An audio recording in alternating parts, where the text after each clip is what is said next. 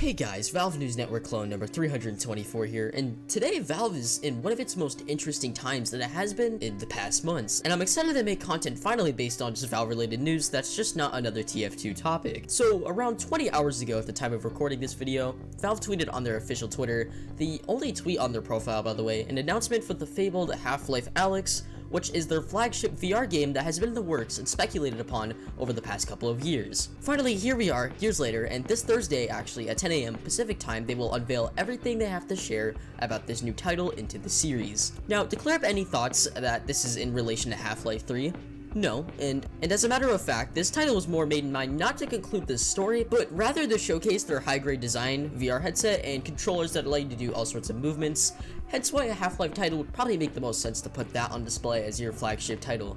Now, according to an article from PC Gamer, there has been much speculation about when we could possibly expect a release date on this new game, and one of the biggest rumors spread is that Half-Life Alyx is set to be released around March of next year. Also, on the same article, questions about its playability with keyboard and mouse have not been fully answered, but according to Jeff Kinnelly in an interview, Robin Walker, who is responsible for TF2, and an unnamed third person, this game was originally designed with VR development in mind, so judging off of that, it would be likely that we would see a keyboard and mouse adaptation, probably not anytime soon.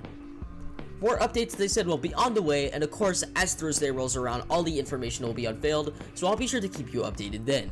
Also, happy 21st birthday, Half-Life. You're the best. Hey, catch me later, I'll buy you a beer. Now moving on to the next big topic at hand, and that is Counter-Strike. You failed!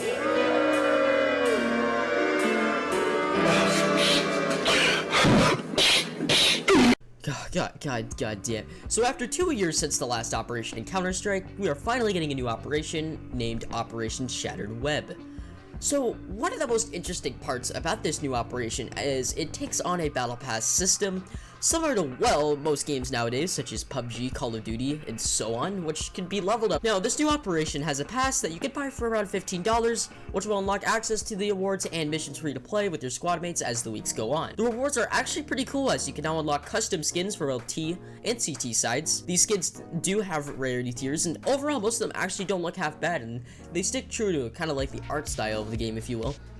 Of course, this case allows you to earn actual skin cases and even skins from certain collections, so if you're looking to glamour up your guns, this operation will give you plenty of opportunity to do that. In other news, new maps are now available as well. There are actually some pretty cool ones. For starters, we have the new Flying Scoutsman map named Lunacy, which is a pretty wicked space theme map. I think it actually is pretty goofy, and it does fit the theme of zero gravity sniper rifles. A new Danger Zone map, which is pretty surprising actually, was also released, named Jungle, so if you're looking to bring back small memories from the war, by all means fire this one up. And finally, which is a new competitive map and is now in Scrimmage, Studio, for all out to try, is a modern studio-like map. I'm yet to fully play these, but they all look really solid, and I'll be interested to see how they all fare in their respective categories. Finally, to end things off, Counter-Strike has released 2 small weapon patches, except they're actually kind of a big deal. They're mostly centered around rifles.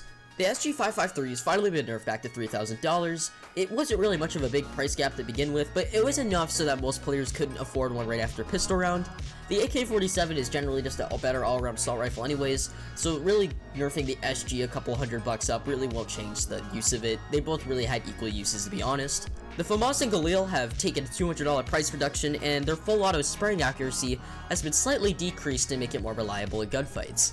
That's pretty much all for CSGO as of right now, and I'm sure as the weeks goes on, we'll get plenty of more patch updates or content or skins to be shown off, so I'll be sure to update you guys on that then as well. So, there we have it. Big things in the works over at Valve right now. I am really loving their stuff, and honestly, it's times like these that remind me just why I fell in love with their company in the first place. A new Half-Life on the way, and CSGO getting an operation is amazing and all, but, well, I guess I just have one more question. What's up with TF2?